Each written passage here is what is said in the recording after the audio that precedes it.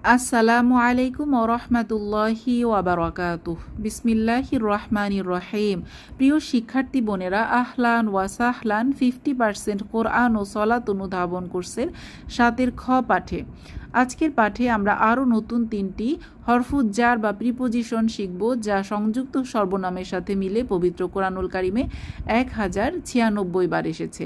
আজকে আমরা শিখব ইলা, মা এবং ইংদা।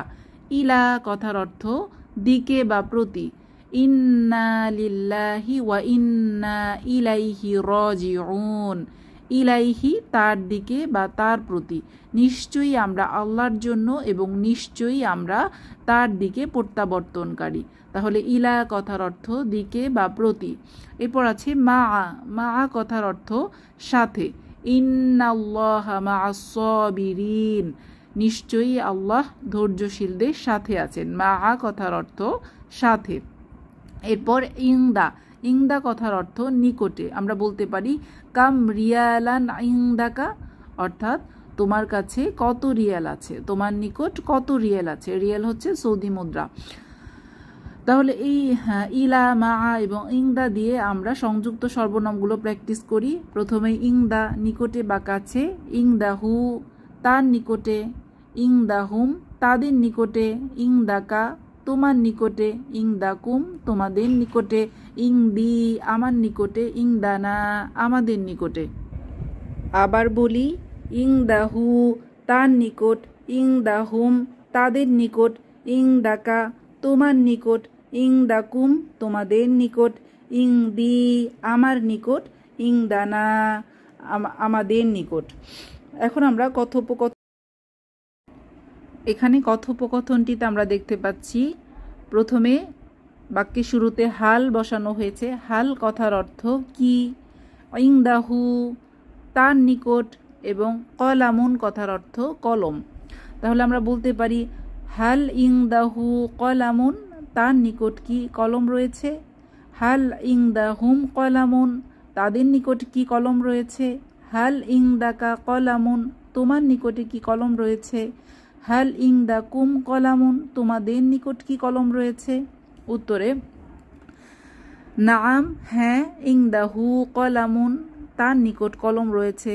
প্রশ্ন হাল ইংদাহুম কলামুন, তাদের নিকট কি কলম রয়েছে।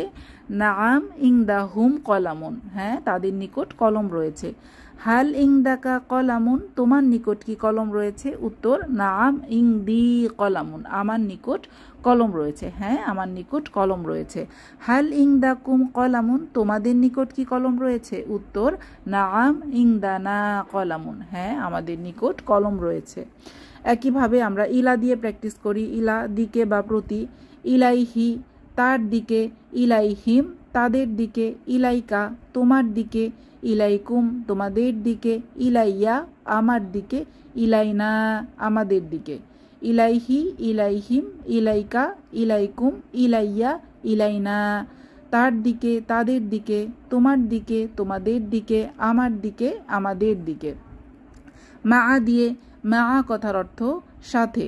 মা আহু তার সাথে, মা আহুম তাদের সাথে, মা আকা তোমার সাথে, মা আকুম তোমাদের সাথে, মা আই আমার সাথে, মা আনা আমাদের সাথে।